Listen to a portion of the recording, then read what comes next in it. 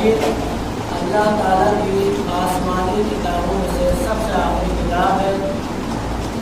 جیسا کہ نبیوں کے سب سے آخری نبی ہمارے نبی محمد مصطفیٰ صلی اللہ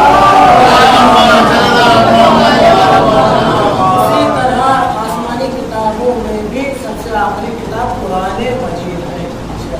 اور قرآن اور اہل بیت میں ایک چیز مساوی ہے، قرآن اور اہل بیت میں ایک چیز برابر ہے. وہ چیز کیا ہے؟ وہ چیز یہ ہے کہ اگر اہل بیت نور ہے تو قرآن بھی نور ہے، اگر اہل بیت حق ہے تو قرآن بھی حق ہے، اگر اہل بیت معصوم ہے تو قرآن بھی معصوم ہے.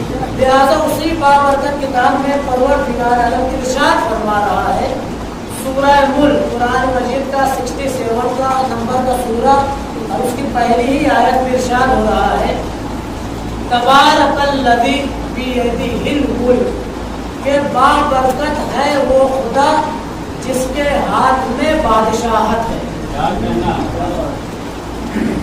بابرکت ہے وہ خدا جس کے ہاتھ میں بادشاہت ہے.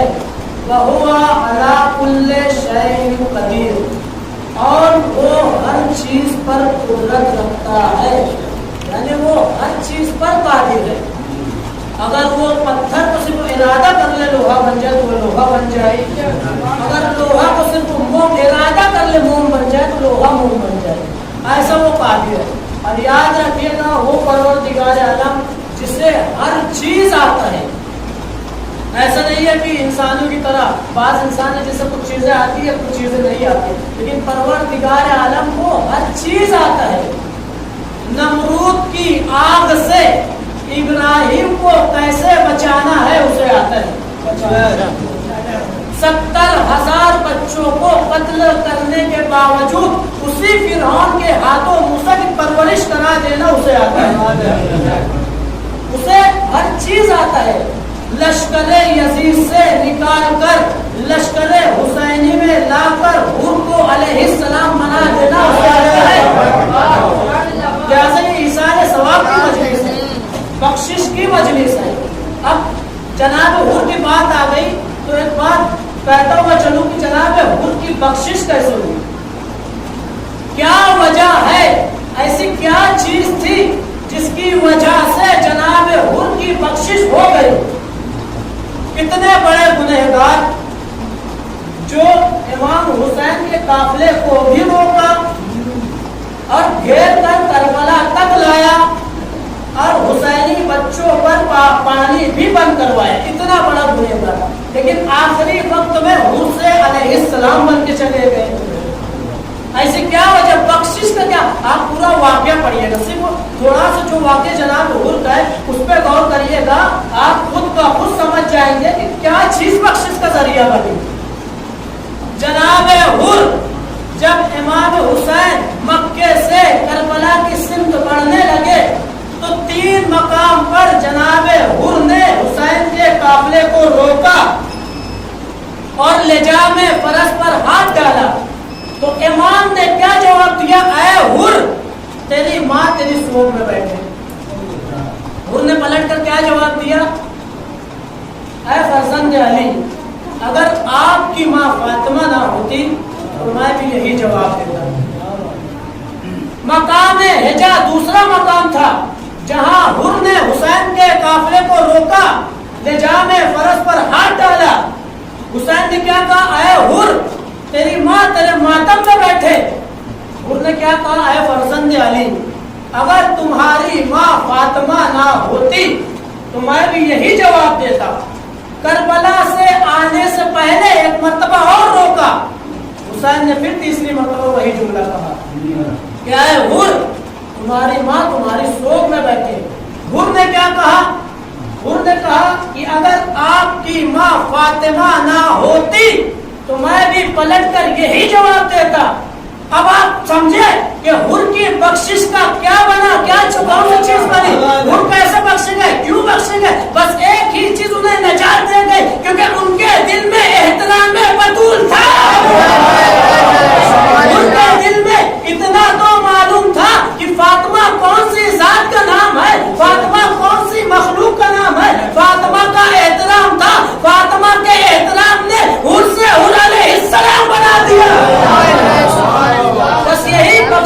ذریعہ بنا. یہی چیز جو شب عاشور تک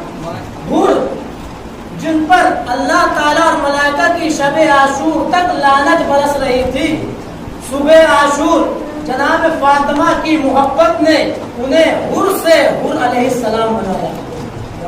لہذا فاطمہ کی بخش دیکھیں، دل میں محبت فاطمہ ہونا بہت ضروری ہے، کیونکہ جناب فاطمہ الزہرا تمام ائمہ کی حجت ہے. تمام ائمہ اللہ کی طرف سے حجت ہم پر، ہم مخلوقوں پر، یعنی ہمیں راستہ دکھانے والے اہل بیت ہے. صحیح راستہ ہمیں اہل بیت دکھائیں گے. ہر امام ہمیں صحیح راستہ دکھائیں گے، اور دوسرے امام سے لے کر 12ویں امام تک جنہیں راستہ دکھائیں گے وہ فاطمہ ہے. فاطمہ حجت ہے ائمہ پر. فاطمہ کی محبت ضروری ہے، بخشش کا ذریعہ بنتا ہے. اور ایک نئی چیز دیتا ہوا چلو آج کی مجلس میں، ہم جو ہے مرحوم کے نام پر 40 دن کے اندر جو ہے 40,000 قرآن جو اس سال ثواب، یہ چیزیں ہو گئی. عام طور پہ جب نظر ہوتی ہے تو ایک لسٹ پکڑا دی جاتی ہے. مولانا صاحب یہ ہے، اب جب ہم دیکھتے ہیں تو حیرت کرتے کہ 40 دن میں 40,000 قرآن کیسے ختم کر لیے. ٹھیک ہے، آپ نے جو ہے اپنے رشتے داروں کو کبھی کہا ہوگا پڑھ دیجیے گا، زیادہ سے زیادہ 40 لوگوں سے کہا ہوگا، 400 لوگوں سے کہا ہوگا، آپ نے 4,000 لوگوں سے کہا ہوگا. آج کا زمانہ اتنی بزی ہے کہ آدمی ایک پارہ صحیح سے نہیں پڑھتا، ایک جز صحیح سے نہیں پڑھتا. اور 40 دن میں 40,000 قرآن ختم ہو گئے. لیکن ایک بات یاد رکھیے گا، اگر آپ 40 دن کے اندر خلوص دل سے صرف ایک قرآن ختم کر لیں تو 40,000 قرآن سے زیادہ افضل یہ آپ کا ایک قرآن ہے جو خلوص سے تیار ہے.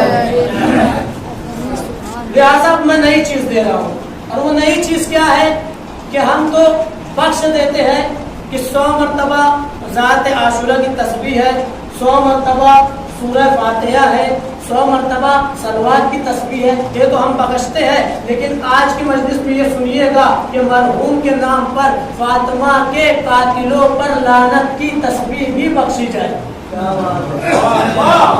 فاطمہ کے قاتل ہو یا فاطمہ کے قاتلوں میں جو شمار جو ظالم ہے ان پر لعنت کی جائے. چھٹے امام نے فرمایا کیا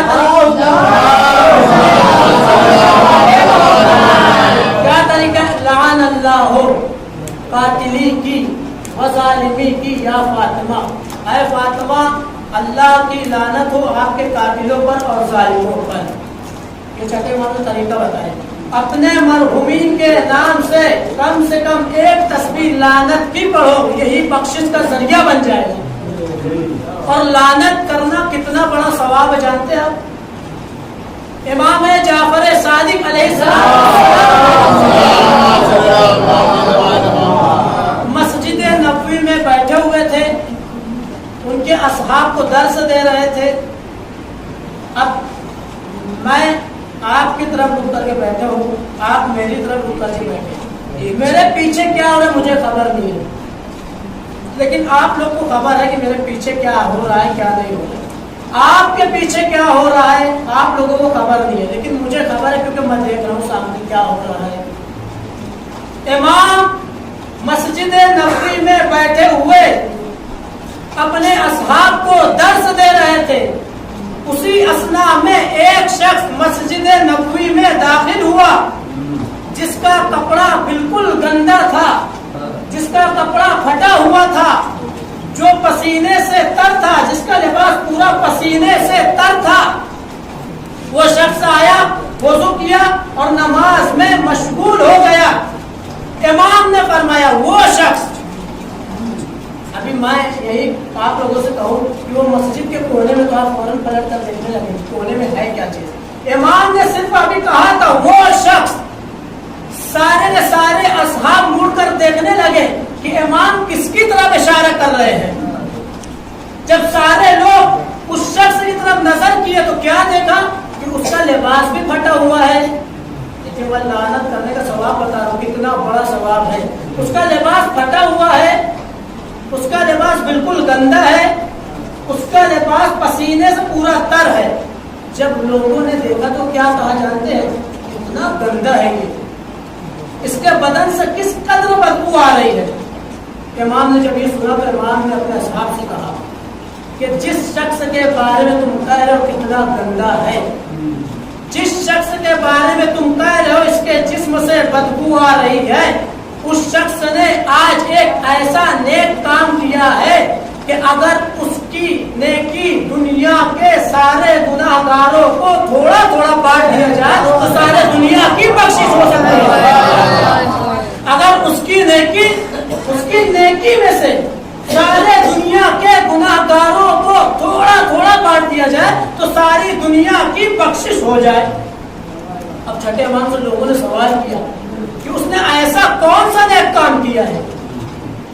تو امام نے فرمایا یہ شخص اپنے کھیت سے آ رہا ہے, جب یہ کھیت میں کام کر چکا اور جب نماز کا وقت ہوا تو یہ نہ اپنی بھوک کو دیکھا نہ اپنی پیاس کو دیکھا, مسجد کی طرف نکل آیا اور جیسے ہی کھیت سے اس نے اپنا پہلا قدم نکالا اسی وقت سے اس نے ہماری جدہ فاطمہ کے قاتلوں پر لعنت شروع کر دیا, اور جب تک مسجد نہیں پہنچا تب تک وہ لعنت کرتا رہا.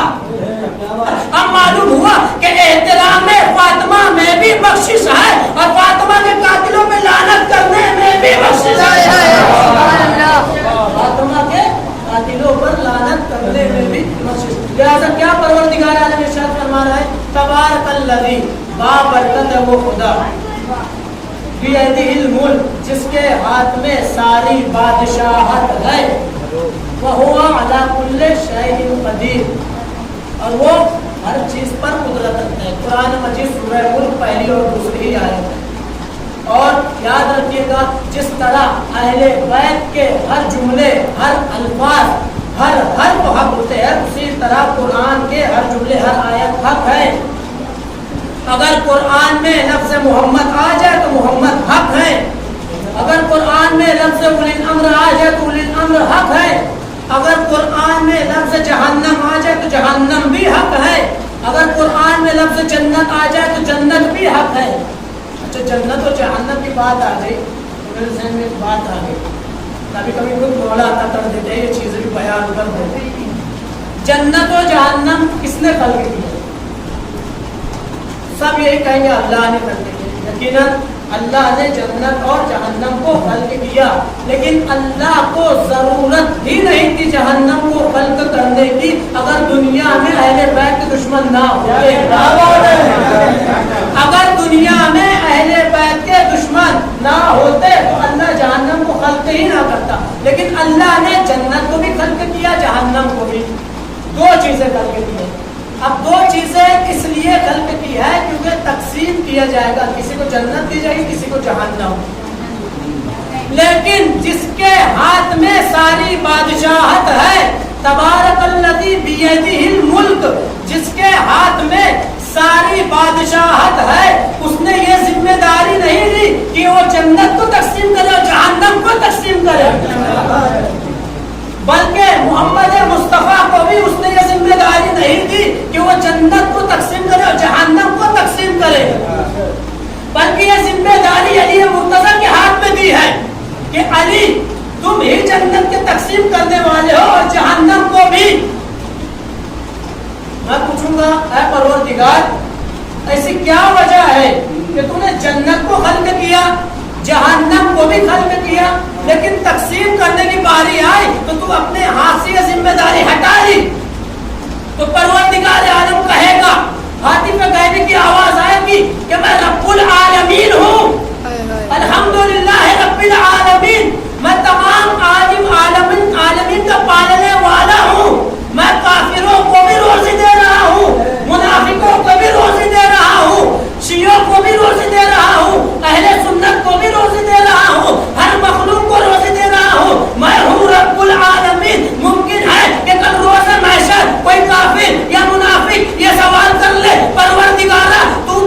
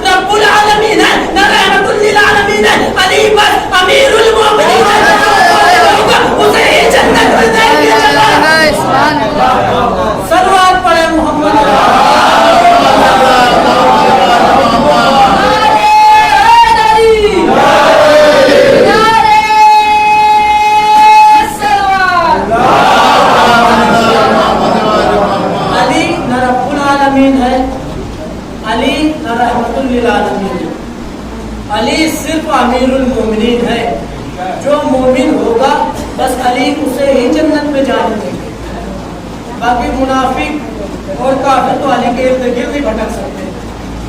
لہٰذا پروردگار عالم قرآن میں اگر جنت کا ذکر کیا ہے تو جنت بھی حق ہے، جہنم کا ذکر کیا ہے جہنم، اور آخری میں جب رسول کا آخری وقت آیا تو رسول نے یہ کہے گئے کہ دیکھو نہ اللہ کی کتاب کو چھوڑنا نہ اہل بیت کو چھوڑنا، یعنی تم اگر قرآن سے محبت کر رہے ہو تو ان کی آل سے دشمنی نہ کرو ورنہ تم مسلمان نہیں رہو گے۔ اگر قرآن سے محبت ہے تو اہل بیت سے بھی محبت رکھو، اگر اہل بیت سے محبت ہے تو قرآن سے بھی محبت رکھو۔ اس کے بعد رسول آگے ارشاد فرماتے ہیں کہ قرآن اور اہل بیت سے جو بغض رکھے گا وہ جنت کی خوشبو بھی نہیں سن سکے گا۔ کیا مطلب ہے؟ اگر میں کسی سے پوچھ لوں کہ جنت کی خوشبو بھی نہیں سن سکے گا، اس کا کیا مطلب ہے، تو کوئی بھی یہی جواب دے گا جنت میں نہیں جا پائے گا، جنت میں داخل نہیں ہو پائے گا۔ دیکھیے اگر رسول کو فرمانا ہوتا تو ڈائریکٹ فرما دیتے کہ جو شخص قرآن اہل بیت سے بغض رکھے گا وہ جہنم میں جائے گا، لیکن رسول فرما رہے ہیں جو شخص قرآن اور اہل بیت سے بغض رکھے گا وہ جنت کی خوشبو سن نہیں سکے گا۔ کیا مطلب ہے اس کا؟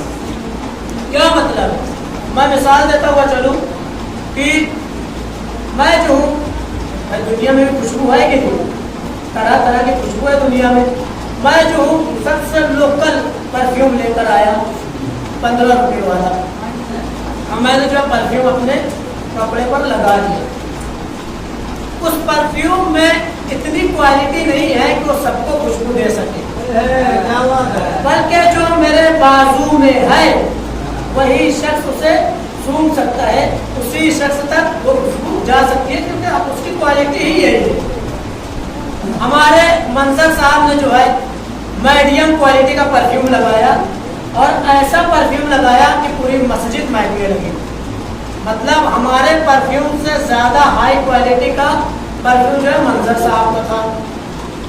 اب انہی کے مقابل میں جو ہے ہمارے بوٹن صاحب آ گئے بالکل ہائی کوالٹی کا پرفیوم لے کر، سعودی سے مسکت سے منگایا وہ پرفیوم، اور جب انہوں نے لگایا وہ پرفیوم تو اس کی خوشبو جو ہے پیپل تک جا رہی ہے، مطلب معلوم ہوا کہ خوشبو میں بھی کوالٹی ہوتی ہے، کوئی خوشبو صرف بازو ہی تک رہتی ہے، کوئی خوشبو صرف مسجد تک ہی محدود رہتی ہے، کوئی خوشبو پیپل تک چلی جاتی ہے۔ اس کا مطلب ہے کہ دنیا کی خوشبو میں کوالٹی ہے لیکن جنت کی خوشبو میں اتنی ہائی کوالٹی ہے کہ اس کی خوشبو کہاں تک جائے گی جانتے ہیں؟ رسول ارشاد فرماتے ہیں کہ اگر کسی شخص کو اللہ تعالی 500 سال کی زندگی دے دے اور 500 سال تک لگاتار وہ چلتا رہے، اب 500 سال میں لگاتار اللہ اسے اتنی طاقت بھی دے دے چلنے کی، لگاتار 500 سال میں چلتا رہے تو 500 سال میں جتنا فاصلہ طے کرے گا اتنی 1 کروڑ کلومیٹر تک چل گیا ہے تو جنت کی خوشبو 1 کروڑ میٹر تک جائے گی۔ اب سمجھ میں آیا؟ رسول نے فرمایا ہے کہ قرآن سے بغض نہ رکھو، اہل بیت سے بغض نہ رکھو ورنہ تم جنت کی خوشبو بھی نہیں سن سکتے۔ اس کا مطلب یہی ہے کہ قرآن اہل بیت سے بغض رکھنے والا جنت کی تو دور کی بات ہے جنت کے رینج میں بھی نہیں آ سکتا، جنت کے رینج میں بھی نہیں آ سکتا، اسی لیے خوشبو کا اور اس کے بعد آگے کیا فرما رہی آیت؟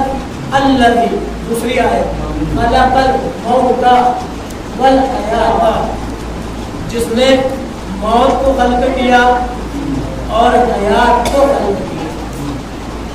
ایکم احسن عملا، موت اور حیات کو کس لیے خلق کیا؟ لیبلوکم، تاکہ تمہاری آزمائش کی جا سکے، ایکم احسن عملا، کہ تم میں سے کون سب سے بہترین عمل کو انجام دیا ہے۔ قرآن بہت ہی فصاحت اور بلاغت کے ساتھ نازل ہوئے، ہر لفظ پر غور ہونا چاہیے۔ قرآن نے پہلے موت کا لفظ استعمال کیا، الذی خلق الموت والحیات، اس کا مطلب یہ ہے کہ دنیا کی زندگی ایک موت ہے، اخروی زندگی حیات ہے، اخروی زندگی حیات ہے. اور اسی طرح کیا فرما رہے ہیں؟ روح نکلنے کی بات. کیونکہ موت جب آتی ہے تو موت کا تعلق روح سے ہوتا ہے.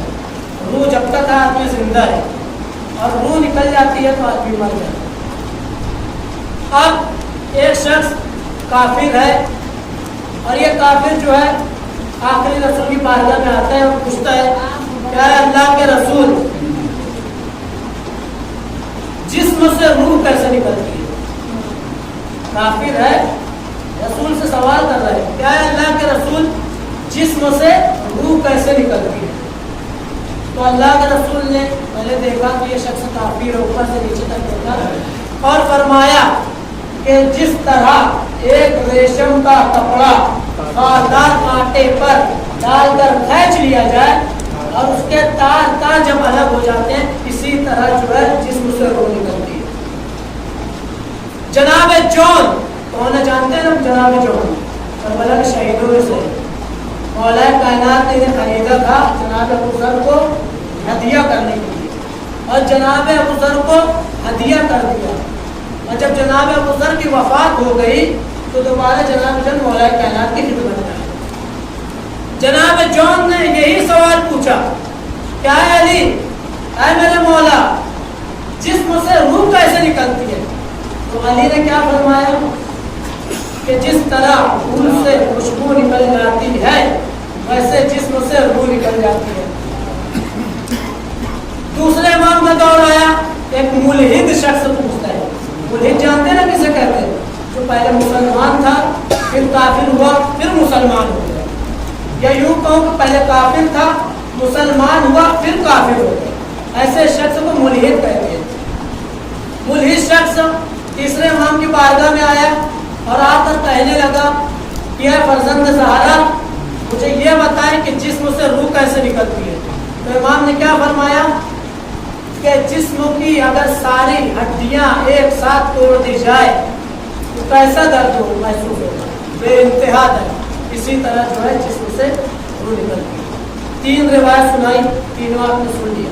رسول نے فرمایا جسم سے روح ایسے نکلتی ہے جیسے خاردار کانٹے سے ریشم کا کپڑا کھینچ لیا جائے. مولا کائنات نے فرمایا جسم سے روح ایسے نکلتی ہے جیسے پھول سے خوشبو نکل جائے. حسن مجتبی نے فرمایا جسم سے روح ایسے نکلتی ہے جیسے جسم میں ساری ہڈیاں ایک ساتھ توڑ دی جائے. سن لیا آپ نے؟ معصوم کے قول میں اختلاف کبھی نہیں ہو. معصوم کے قول میں اختلاف کیوں ہو گیا؟ رسول بھی معصوم، علی بھی معصوم، حسن مجتبی بھی معصوم، تینوں نے الگ الگ بات بتا دی. پہلے معصوم نے بتا دیا کہ روح ایسے نکلتی ہے، دوسرے معصوم نے بتایا پھول کی طرح نکلتی ہے، تیسرے معصوم نے بتایا کہ ہڈیاں جیسے ٹوٹ جاتی ہے روح ویسے نکلتی ہے. معصوم میں اختلاف کیسے ہو گیا؟ جبکہ معصوم میں کبھی اختلاف ہو ہی نہیں سکتا. معصوم تو متحد ہوتے ہیں.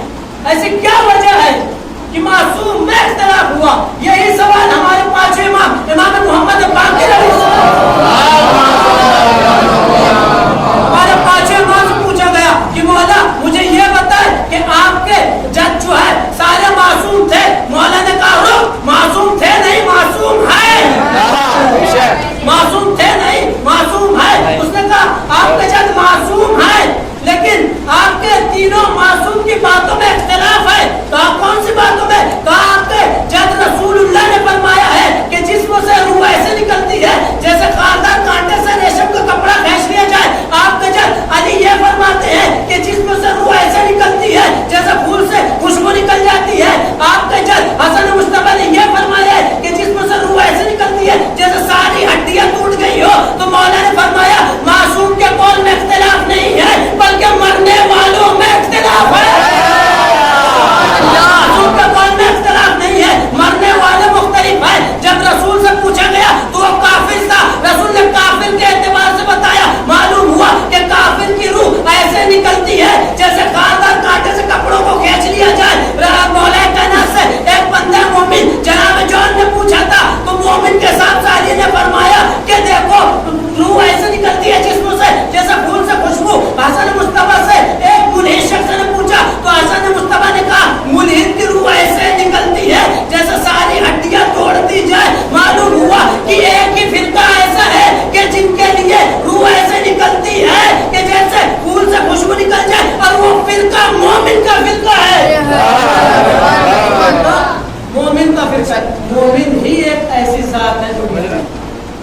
کی روح ایسے نکلتی ہے، یا لہٰذا معصوم کے قول میں اختلاف نہیں پائے جاتے. کبھی آپ غور کریں کہ معصوم کے قول میں اختلاف ہو گیا، معصوم ہمیشہ متفق ہوتے ہیں، آج کیسے اختلاف نہیں، مرنے والے مختلف ہوتے ہیں، مرنے والوں میں اختلاف ہوتا ہے. لہٰذا اللہ تعالیٰ ارشاد فرما رہا ہے الذی خلق الموت سورہ ملک کی دوسری آیت قرآن مجید کا 67 نمبر سورہ الذی خلق الموت والحیات لیبلوکم ایکم احسن عملا. تو اس نے موت کو بھی خلق کیا اور حیات کو بھی خلق کیا اس لیے کہ تمہاری آزمائش کی جا سکے. ایکم احسن عملا، کہ تم میں سب سے اچھا عمل کس نے کیا ہے، سب سے اچھے عمل کو اس نے انجام دیا ہے. لہٰذا موت کی مختلف قسمیں ہوتی ہیں، بہت ساری قسمیں ہوتی ہیں. لہٰذا جب اس کے بعد کی مجلس رہی تو میں بیان کروں گا، کیونکہ اگر اس آیت کی تفسیر میں چلا گیا تو کم سے کم 2-3 گھنٹہ لگ جائے گا. اسی لیے ہم تو یہ بڑی آسانی سے لفظ موصول ہوتے ہیں، بہت آسانی سے لفظ موصول ہوتے ہیں. زندگی بھی سن رہے ہیں، موت بھی سن رہے ہیں، لیکن اپنے آپ کو راہ راست پر لانا بہت مشکل ہے. اگر معصوم نے فرمایا ہے کہ مومن کی موت ایسے نکلتی ہے جیسے پھول سے خوشبو، تو ایسا اپنے آپ کو بنانا پڑے گا. ہم نماز سے دور ہے، روزہ سے دور ہے، ہر چیز سے دور ہے، اللہ کے حکم کی پیروی ہی نہیں کر رہے ہیں، معصوم کے بتائے ہوئے راستے پر چل ہی نہیں رہے. اس کے بعد اگر ہم یہ امید کر رہے ہیں کہ ہماری روح ایسے نکلے جیسے پھول سے خوشبو نکل جاتی ہے، تو یہ سب سے بڑی نادانی ہے. اگر آپ نماز نہیں پڑھ رہے ہیں تو آپ میں اور کافر میں فرق کیا ہے؟ کیونکہ کافر اور مومن میں جو فرق بتایا گیا وہ نماز کا بتایا گیا کہ اگر نماز پڑھ رہا ہے تو مومن ہے، نماز نہیں پڑھ رہا ہے تو کافر ہے. بہت سے ایسی حدیث ہے کہ اللہ کے حکم کو جو نہیں بجا جائے گا وہ شخص کافر ہے. جو معصوم کی حدیث پر عمل نہیں کرے گا وہ شخص کافر ہے. لہٰذا ہم لفظ محبت بڑے آسانی سے سن لیتے ہیں، لیکن جن پر موت آ جاتی ہے ان سے پوچھیے گا کہ ان پر جو ہے کیا ہو سکتی ہے. جن پر موت آ جاتی ہے اب وہ شخص بتایا جاتا ہے بیچارہ خود ہی مر گیا، کیا بتائے گا. لیکن اگر خلوص سے دل سے آپ یہ نیت کریں کہ مرنے والوں پر کیا سختی ہوتی ہے تو آپ کے دل میں خود یہ بات آئے گی اتنا درد ہے. ہمارے عزیزوں میں اگر کوئی مر جاتا ہے 3 دن تک روتے ہیں، 10 دن روتے ہیں، مہینہ روتے ہیں، سال بھر یاد آتا ہے سال بھر روتے ہیں. لیکن معصوم فرماتے ہیں کہ 3 دن سے زیادہ سوگ نہ ہوتا. 3 دن آپ نے لگا دیا، 3 دن سے زیادہ سوگ نہ ہوتا. اس لیے کہ اگر 3 معصوم ارشاد فرماتے ہیں کہ اگر 3 دن سے زیادہ آپ سوگ منا رہے ہیں تو آپ کے مرحوم شخص کو اذیت ہوتی ہے. کس وجہ سے اذیت ہوتی ہے؟ دیکھیے مرنے والا اس بات کے اس سے غم ہوتا ہے کہ ہم اپنے عزیزوں کو چھوڑ کر جا رہے ہیں. جو بھی شخص مرتا ہے، کوئی جوان مر جاتا ہے تو اسے یہ افسوس رہتا ہے کہ ہم اپنے ماں باپ کو چھوڑ کر جا رہے ہیں، ہم اپنے بیٹوں کو چھوڑ کر جا رہے ہیں. لیکن اس سے زیادہ خوشی بھی رہتی ہے. کہا کیسے؟ وہ تو من ہونے خوشی کیسے؟ کہا جو ان کے آبا و اجداد مر چکے ہیں ان سے ملاقات کا موقع ملتا ہے. اگر ابھی بھی نہیں سمجھے تو میں مثال دیتا ہوا چلوں. آپ جو ہے ایک ہاسٹل میں 10 سال تک پڑھائی کی، 10 سال تک آپ کے اچھے دوست بنے. بھائی آپ جو ہے یہاں سے چلے گئے سعودی میں آپ 10 سال تک رہے، 10 سال میں آپ کے اچھے دوست رہے. تو آپ جب 10 سال کے بعد نکلیں گے تو تھوڑا سا آپ کو خراب لگے گا کہ آپ اپنے دوستوں سے بچھڑ رہے ہیں. لیکن اس سے زیادہ خوشی یہ رہے گی کہ آپ اپنے اپنوں سے ملنے جا رہے ہیں.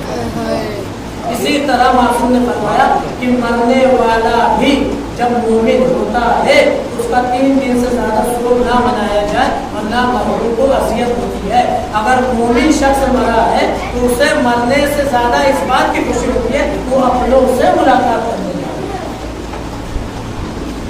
اور ہم تو بس ایک جھلک دیکھتے ہیں موت کی، مر جاتا ہے آنسو بہا دیتے ہیں، لیکن جن کی آنکھوں کے سامنے سارا گھرانا ہوتا ہے.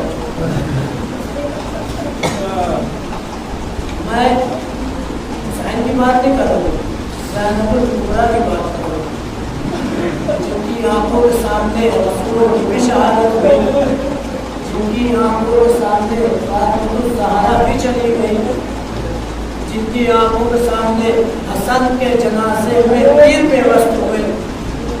بس اس زینب کو بس ایک اور ظلم دیکھنا تھا کربلا میں. جب زینب کبریٰ داخل ہو گئی ہے تو ابھی زینب کو یہ خبر نہیں ہے کہ زینب کو کیا کیا دیکھا. جب حسین کے تمام آوان اور انصار شہید ہو گئے تو اب زینب کو دیکھنا ہے عمر محمد کو شہید ہو گئے، اب زینب کو دیکھنا ہے قاسم کو شہید ہو گئے، اب زینب کو دیکھنا ہے جسے 18 برس تک نازوں سے پالا اس علی اکبر کے سینے میں نیزہ لگتے ہوئے، اب زینب کے عباس کے بازو کرتے ہوئے دیکھنا ہے، اب زینب کو ایک بھائی کے خشک گلے پر چلتی چھری دیکھنا ہے. لہٰذا جب حسین کے تمام آوان و انصار شہید ہو گئے، یہاں تک کہ حسین بالکل تنہا رہ گئے ہیں، تو یہاں زیارت نائیہ اٹھا کے پڑھیے گا. زیارت نائیہ امام زمانہ نے کربلا والوں کو خصوصاً امام حسین پر کہا ہے. زیارت نائیہ میں ہر شہید پر امام زمانہ نے جب بھی کسی شہید کا نام لیا تو قطعتاً کا لفظ استعمال کیا، یعنی سلام ان اعضاء پر جنہیں ٹکڑے ٹکڑے امام سلام کر رہے ہیں کہ سلام ہو حسین پر جن کے جسم کے ٹکڑے ٹکڑے کر دیے گئے. جناب قاسم کا نام ہے تو سلام ہو میرا قاسم پر جن کے جسم کے پامال کر دیے گئے، ٹکڑے کر دیے گئے.